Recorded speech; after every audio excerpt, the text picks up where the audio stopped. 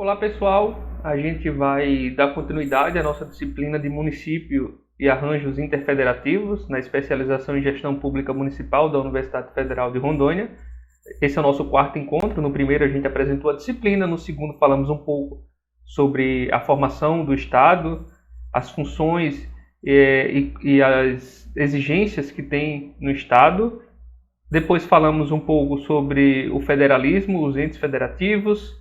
Falamos também sobre como é que é viver em sociedade, o que é que gerencia e nos guia enquanto sociedade. Falamos, evidentemente, então, da Constituição Federal, o que é que preza a nossa Constituição mais recente, a nossa Constituição é de 88. Ainda no segundo encontro a gente falou também sobre a administração pública, quais são os princípios da administração pública, e falamos também da governança, o que é que guia o governo em suas ações e suas propostas. Então, no encontro de hoje, a gente vai falar sobre o município enquanto um espaço, um ente federativo dentro do sistema político brasileiro. Então, a gente vai entender qual é a sua função, como é que ele funciona, quais são as predisposições que se espera do município dentro dessa nova organização, dentro desse pacto federativo que a gente tem no país.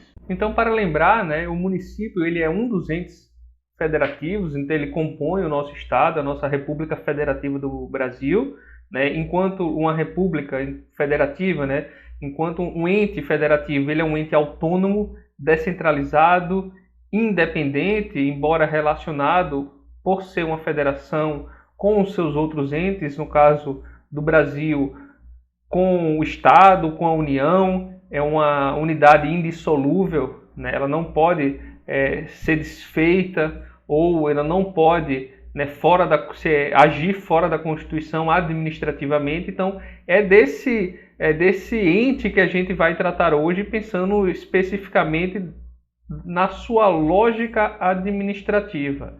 Quais são as suas funções, a gente vai ter alguns exemplos de como ele funciona, como ele atua. A gente já falou também no encontro anterior, por que esses entes se tornam autônomos. Rapidamente a gente falou sobre isso. O ente ele se torna autônomo, interdependente na nossa República Federativa, exatamente para ele garantir, para ele conseguir atingir as necessidades, os direitos da população, pensando nas singularidades, pensando nas particularidades locais. Hoje a gente vai ter vários exemplos sobre isso, para fixar melhor, para conseguir ser mais compreensível nesses conceitos que muitas vezes se tornam abstratos se a gente não consegue apresentar a realidade. Então a gente vai ver exemplos do Rio Grande do Sul, de Pernambuco, enfim, de outros estados, de outros municípios dentro desses estados também, a relação deles com o governo federal, a relação deles com o seu próprio estado, do município com o seu próprio estado, do município com outros municípios. Então a gente vai falar um pouco sobre isso no encontro de hoje, para ficar bem compreensível para que serve essa descentralização, essa autonomia, essa independência no sentido do município enquanto ente federativo.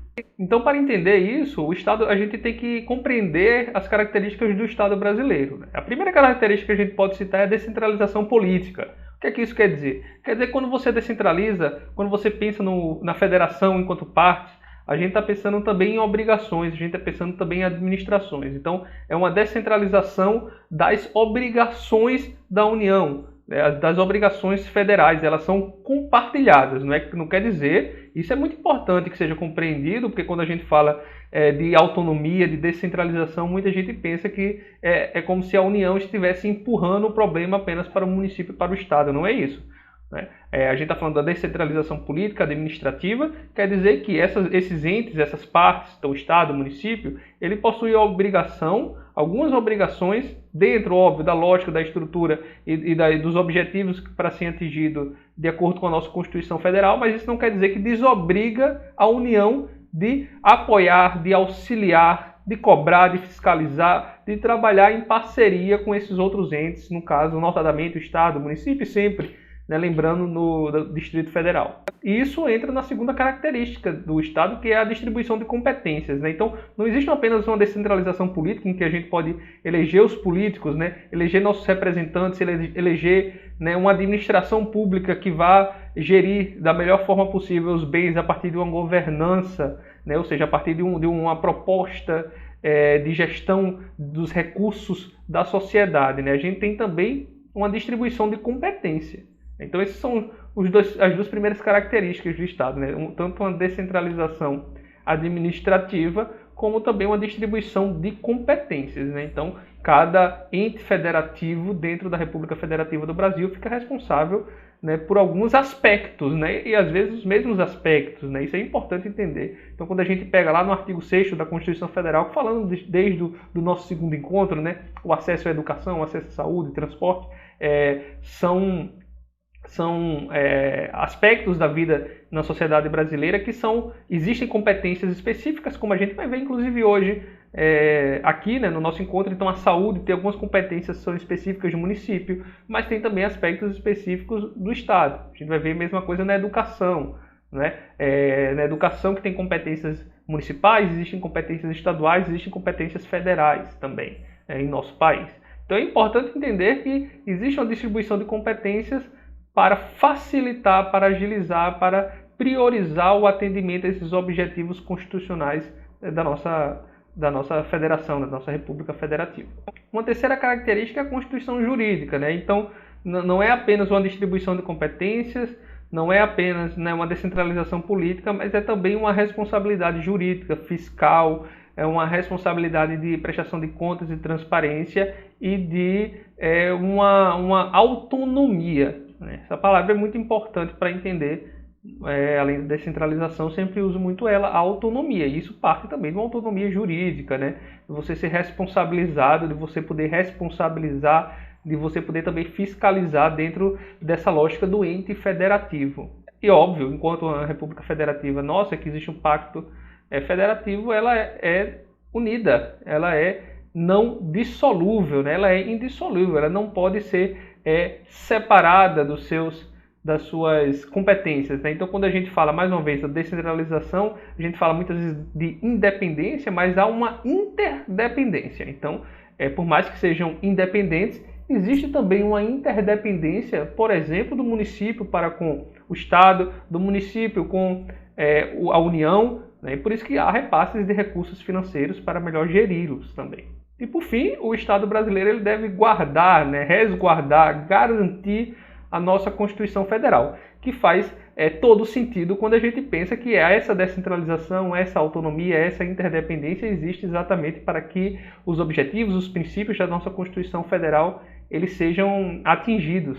Então, a descentralização, a autonomia, né, ela fornece, né, ela garante, digamos, uma obrigação aos entes federativos, estados e municípios para atender às necessidades da população, né, uma certa exigência que vem desse pacto para garantir essas necessidades, né? Como, por exemplo, no caso que eu vou mostrar agora, que vocês estão vendo em tela, em que os estados e municípios passam também a fazer arrecadação, né, através de impostos, né, para ter exatamente seu gerenciamento, sua autonomia financeira, para melhor administrar e gerir os recursos públicos que eles também arrecadam, né? No caso do Estado, talvez, eu trouxe um exemplo aqui muito comum que todos conhecem, que é o IPVA, né, que é o imposto dos veículos que são registrados em determinados estados, né? Em cada estado vai ter o seu registro veicular, né?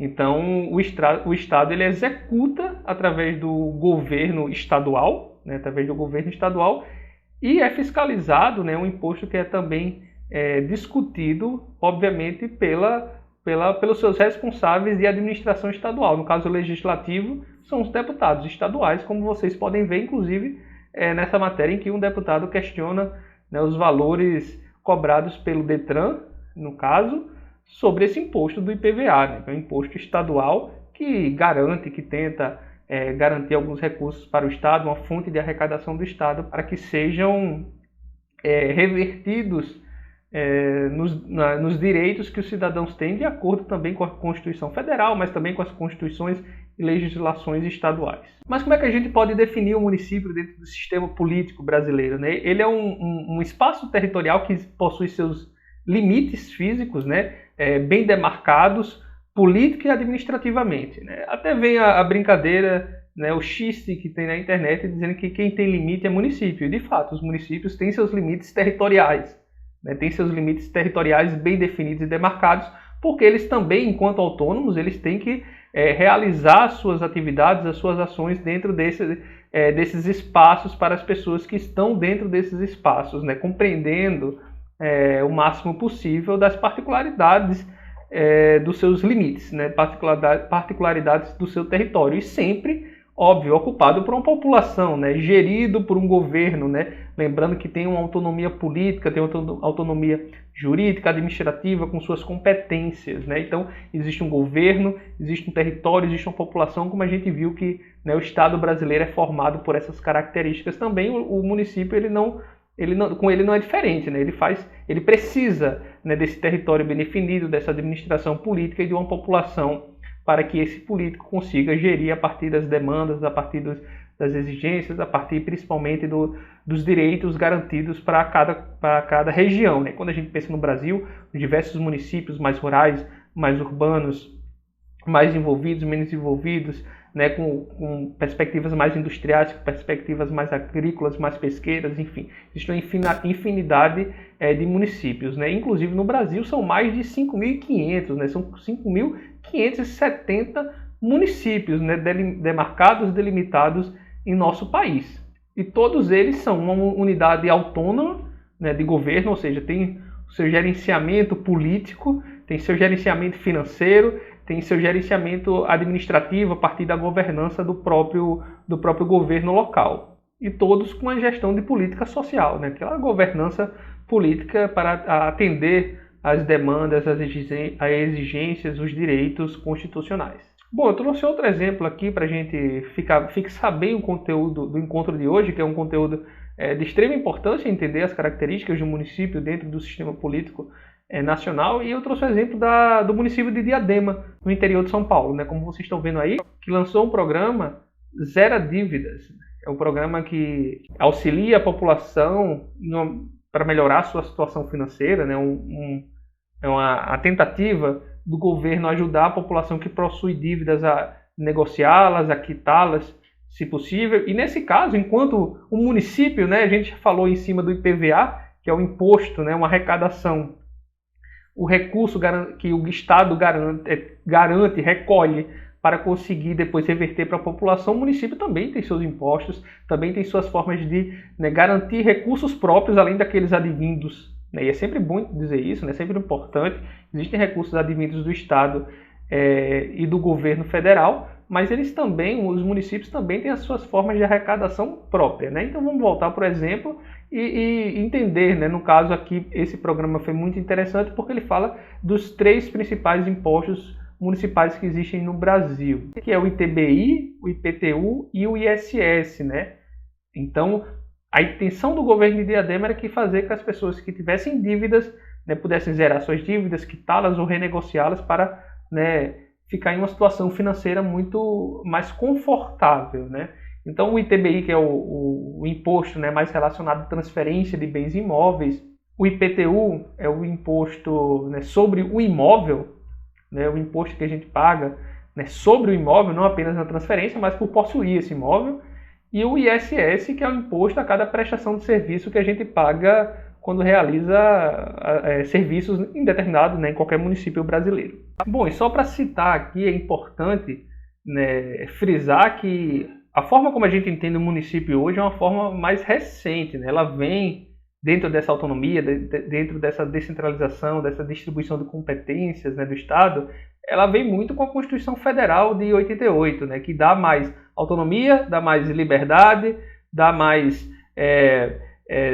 descentraliza, né, as competências. Então ele exige também mais do município. Então, quando a gente compreende o município, né, a gente pensa principalmente a partir, né, da Constituição Federal, que ele dá mais poderes, mas também exige um pouco mais, né, dos municípios, principalmente no cumprimento das garantias constitucionais mais básicas consideradas no Estado brasileiro. Então essa autonomia, né, política, administrativa, tributária, como a gente viu com a arrecadação de recursos, né, com decisões, né, políticas também, né, a partir de sua governança, ela vai depender, né, de maior ou menor grau, de maior ou menor desenvolvimento, não apenas do município, mas também da força dos seus dos seus representantes políticos, né, quando a gente pensa dentro da lógica, dentro dessa distribuição do Pacto Federativo. Porque, como eu falei, embora a Constituição, esse Pacto Federativo, ele apresente algumas exigências para o município, né, ele também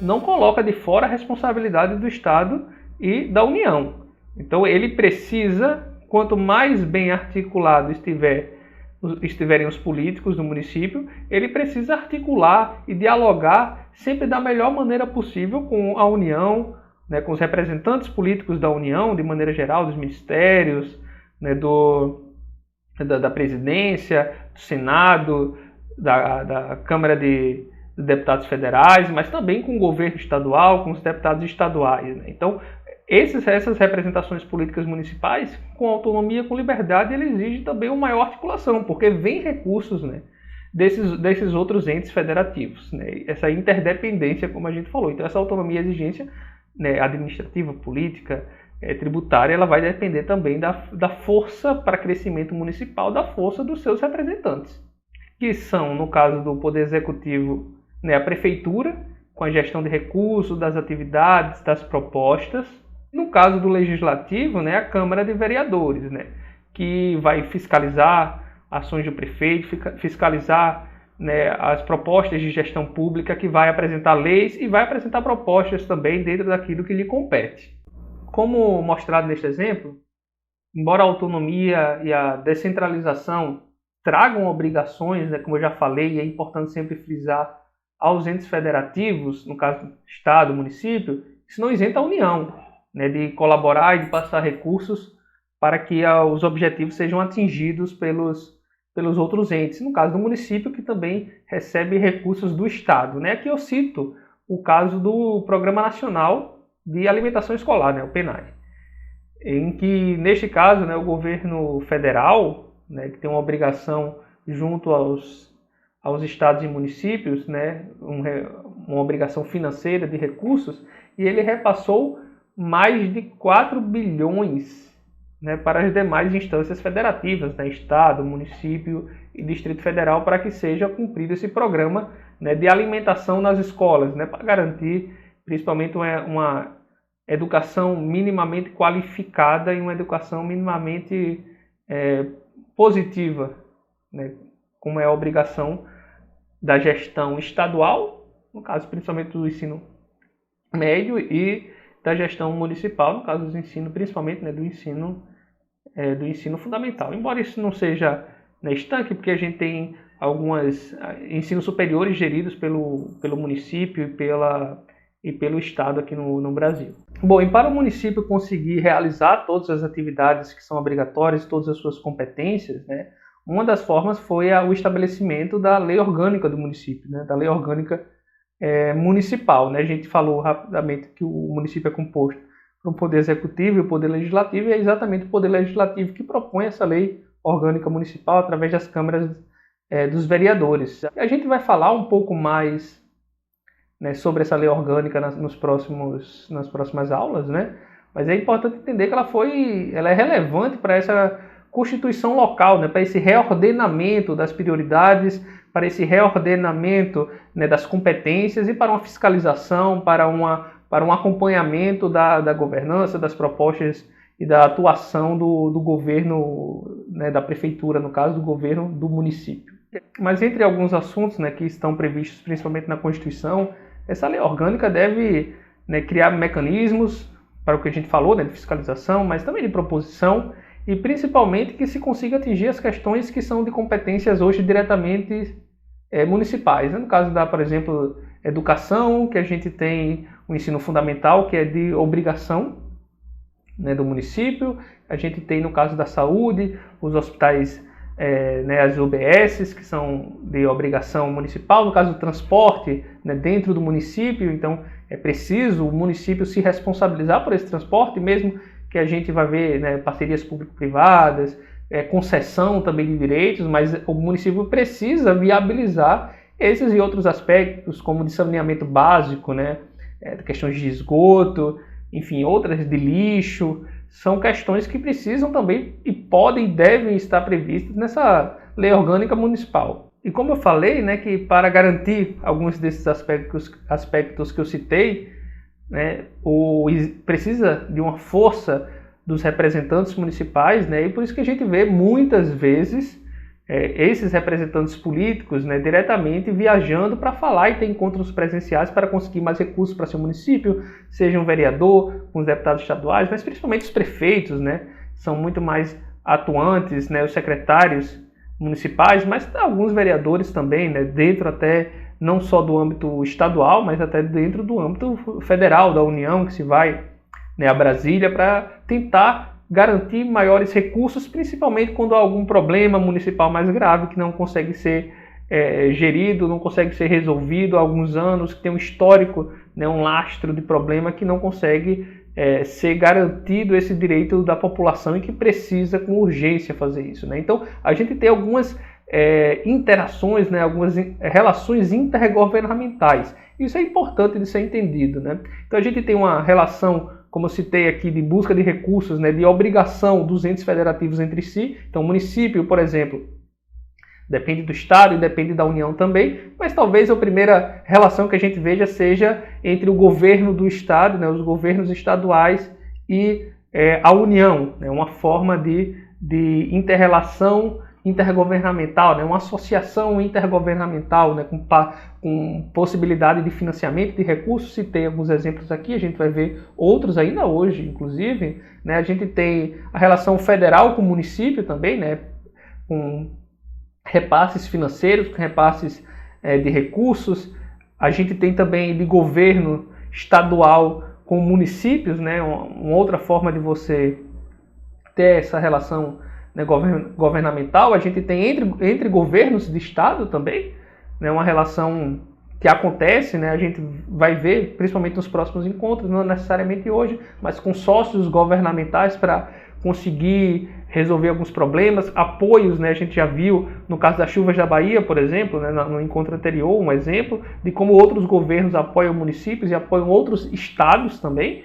E a gente tem também, além dessas relações intermunicipais, né? A gente tem das regiões, principalmente, né, das regiões metropolitanas, são grupos de estados vizinhos que buscam diálogo, que buscam, né, resolver problemas que são comuns de mais de um município, de mais de uma região e que, de maneira colaborativa, eles podem resolver. A gente vai ver alguns desses exemplos ainda hoje e principalmente no nosso próximo encontro daqui a 2 aulas. Bom, eu vou dar um exemplo aqui de uma relação intergovernamental que acontece no Rio Grande do Sul. Vou dar 2 exemplos para que a gente fique, né? Em tela vocês já estão vendo o primeiro exemplo é uma parceria público-privada, que a gente vai explicar e detalhar isso, né, no nosso outro encontro, mas que é voltado, né, para a região metropolitana de Porto Alegre, né, que trabalha essa parceria público-privada, né, ela trabalha com o saneamento básico dessa região e realizando principalmente a ligação da rede de esgoto. Então a gente vê aí uma relação intergovernamental, né, entre municípios, como eu falei, a partir de uma região metropolitana, da região metropolitana de Porto Alegre. E já no segundo exemplo que vocês estão vendo também, né, sobre a mesma região, né, então eu trouxe 2 exemplos da mesma região para que a gente entenda, mas depois a gente vai ter outros, que desenvolveu também de modo colaborativo nessa região metropolitana de Porto Alegre uma rede para ampliar os seus serviços, né, e dar conta da demanda de alta de pacientes que estavam com sintomas de gripe. Lembrando, né, que esses entes federativos são separados exatamente para dar conta dessas particularidades. Em outras regiões talvez não tenham precisado fazer isso, mas em Porto Alegre, essa região metropolitana, aconteceu esse aumento de gripe e essa região metropolitana percebeu que poderiam se juntar, poderiam se unir para fazer exatamente, né, um atendimento melhor à população a partir de um acesso à saúde mais adequado, né? E isso teve desde aumento de funcionários até ampliação desse horário de atendimento, né, ao povo, à população que estava precisando, né, que sofrendo não só com a pandemia da Covid-19, mas também com surto de gripe na região e que teve também em outros lugares do país. Mas nesse caso de Porto Alegre foi resolvido dessa forma, né, a partir de associações intergovernamentais, nesse caso entre municípios. E um dos pontos positivos do desenvolvimento dessas regiões metropolitanas, né, é exatamente que elas têm preferência na hora do repasse de recursos, porque ela acaba resolvendo um problema maior, né, um problema de mais municípios, um problema de parte de um estado. Então eles acabam tendo também prioridade dentro do repasse governamental para atendimento às necessidades e aos objetivos de acesso básico que o cidadão brasileiro, que a população brasileira tem direito, né? As primeiras regiões metropolitanas estabelecidas, né, na lei de 1973, né, a gente tem algumas regiões, né, que foram criadas a partir dessa lei, a Grande Recife, né, a Grande São Paulo, a Grande, né, Curitiba, a Grande Porto Alegre, né, que são algumas regiões que foram desenvolvidas nessa lei que criou essas regiões metropolitanas. Então, como a gente percebe, essas regiões não permitem apenas um diálogo, né, não permitem apenas um diálogo maior entre os municípios, mas permitem também uma maior resolução de problemas, né? Elas conseguem se juntar e se unir para resolver problemas específicos, mas também problemas que, de certa forma, elas são articuladas com os com os municípios vizinhos, né? Com as cidades que estão ao redor dessas capitais desses estados, né? Então, elas não apenas têm uma possibilidade de diálogo maior para que se consiga chegar de maneira mais efetiva e eficiente na resolução do problema, mas também na forma de angariar recursos para atender um maior número de municípios. Não apenas o maior número de pessoas, mas também o maior número de municípios, né? Ou seja, de uma boa parcela do ente federativo estatal, né? do Estado.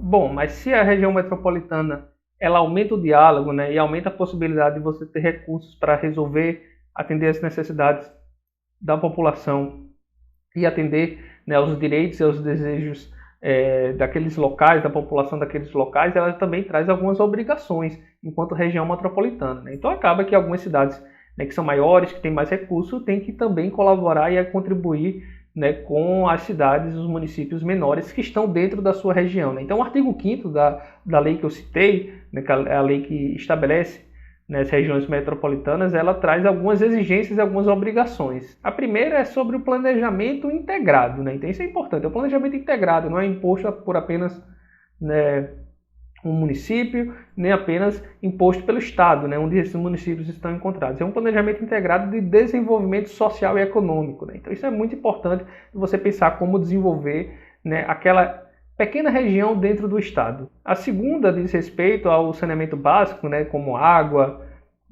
esgoto, né? Então você tem que abastecer água para toda a população, você tem que tentar desenvolver redes de esgoto, inclusive tem a ver com o exemplo que eu trouxe, né, da região metropolitana de Porto Alegre, né, que tenta desenvolver essa rede de esgoto dentro dessa região metropolitana. Então isso é uma das obrigações, como a gente está vendo, do artigo 5º, e também a questão do lixo, né, como você, né, realiza o descarte, realiza a melhor forma para evitar algum outro aspecto que a gente vai ver em outra característica.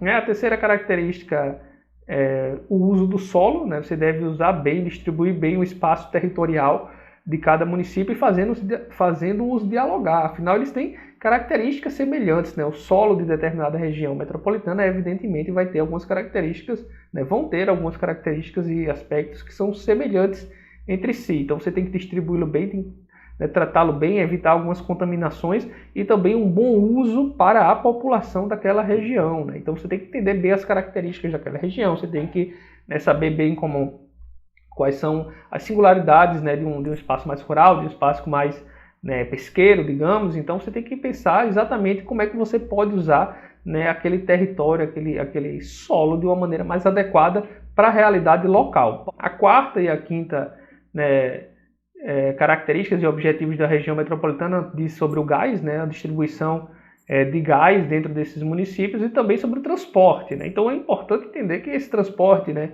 da Grande Recife, o transporte da Grande São Paulo, eles têm que estar integrados, né, de alguma maneira. Você tem que facilitar essa troca, né, facilitar essa circulação. Quem conhece, por exemplo, o Recife sabe que o município de Jaboatão dos Guararapes, né, ele praticamente é uma continuação, né, uma continuação da cidade, né? Você não consegue perceber quando você entra e sai de um. Então não faria sentido nenhum você não conseguir, né, fazer uma malha viária de transporte única, né, uma malha viária de transporte que dê conta daquelas pessoas que moram em um município e trabalham no outro, das pessoas que moram em um município e se valem da saúde do outro, da educação do município vizinho. Então ele tem que estar bem integrado também dentro desse aspecto de transporte para a população, até que a população consiga atingir e atender aos seus outros direitos constitucionais. Bom, e como eu falei que na parte de saneamento básico tinha outra característica, né, um outro objetivo, outro serviço prestado que tinha a ver com descarte de lixo, tem a ver com o serviço, a diminuição da poluição, né, o tratar bem o meio ambiente, né, como você pode realizar um melhor desenvolvimento ambiental dentro das suas particularidades, óbvio, dessa região metropolitana, principalmente na questão da poluição.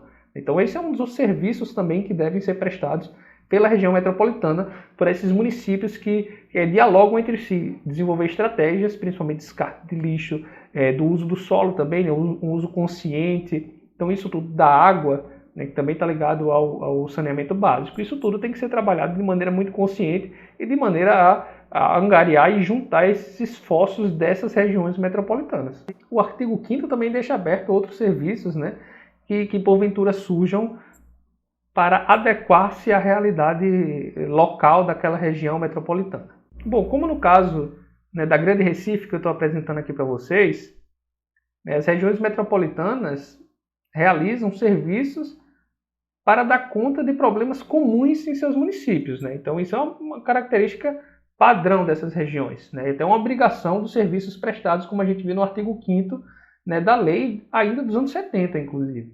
Né? Nesse caso de Recife, eles realizam, né, esses municípios, né, eles realizam uma ampla castração de cachorros e gatos, né? Então isso evita tanto os problemas de saúde nos animais, mas evita também um desenvolvimento, né, um desenvolvimento desenfreado, né, uma falta de controle populacional, digamos, desses animais, né? Então isso foi um problema identificado nessa região e que, como um problema identificado na região metropolitana de Recife, né, um problema que tem que ser sanado, né, como um problema característico, singular, particular, que óbvio pode ter em outros lugares, mas que foi não só identificado, como foi proposto uma resolução de uma maneira intermunicipal, dentro dessa associação intergovernamental municipal, né? No caso específico da região metropolitana de Recife. Então, para concluir, né, nossa aula de hoje, é importante entender a relevância da autonomia e da descentralização municipal, né? Ele ajuda a resolver os problemas, né? Ele distribui bem as competências dos entes federativos. Então ele ajuda ao município a identificar exatamente o que é que ele deve resolver, o que é que ele deve fazer, quais são as competências municipais, quais são a obrigação municipal, a obrigação do governo, né, do poder executivo e do poder legislativo daquele município. Óbvio, sempre considerando as características do seu município, as características, né, da sua região. Então isso, em teoria, ajuda a resolução dos problemas, em teoria ajuda aquela população com determinadas características, com determinados problemas, como vimos alguns aqui, né, de rede de esgoto, de castração de animal, por exemplo, né, de questões de saúde, né, que foram resolvidos de maneira a se particularizar, a se entender o problema naquele local, né? Isso, em teoria, é mais fácil, isso, em teoria, você consegue fazer de maneira mais, né, detida e direta para aquela região, por causa da autonomia, descentralização, uma descentralização que é também administrativa, né, que é política, você tem os seus representantes eleitos, que ela é financeira, né, a partir da arrecadação de recursos, que é administrativa no aspecto também de vocês ter secretários municipais que vão resolver problemas locais específicos próprios. Então é importante entender exatamente a relevância, né, da autonomia e da descentralização do município brasileiro dentro desse sistema político que a gente vive, em que temos que considerar que ele está dentro de uma república federativa, ou seja, tem um pacto federativo, que ele é autônomo, ele é independente, né? Então ele tem uma maior liberdade, mas ele é interdependente também, né? Ou seja, ele tem uma relação com outros municípios, mas principalmente com o governo e com a União, em que existe a obrigação de todos. Então, se a obrigação do município realizar determinadas atividades, existem obrigações estaduais e federais de repasse de recursos para que isso seja garantido, né? Além, óbvio, da própria arrecadação municipal. E isso acontece nos mais de 5.500 municípios brasileiros, né? Que todos têm poder legislativo e um poder executivo constituídos de acordo, né, com a Constituição Federal. E aí, para concluir, é importante entender que todos, como eu falei da Constituição Federal, todos são regidos pela Constituição, todos atuam de maneira a favorecer, a fazer acontecer os objetivos da Constituição Federal. Então, o município ele é autônomo, ele tem uma descentralização, né, administrativa, política, financeira, mas ele não pode agir, não pode apresentar propostas que estão em desacordo, né, que vão bater de frente, digamos, com a Constituição Federal, com os preceitos. Então não pode agir de maneira a discriminar, não pode agir de maneira a privar a população de acesso à saúde, de privar a população de acesso à moradia, por exemplo, né, que é um assunto, né, muito complexo em nosso país, mas é um dos preceitos, né, um dos objetivos da nossa Constituição. Então, o município não pode agir de maneira a impedir que a população se alimente ou que para agir contrário a uma boa alimentação, né? Então, a gente tem até um programa nacional de alimentação nas escolas, das crianças, dos jovens, dos adolescentes, que deve ser respeitado. Então, vem recurso federal, vem recurso estadual para que isso seja, né, garantido, para que isso seja bem administrado. Então, as propostas municipais, eles não podem, né, como eu falei, ficar em desacordo tanto com a legislação federal, como também com a legislação estadual, como também com a legislação municipal, né, com a lei orgânica do município, como a gente vai ver no próximo encontro.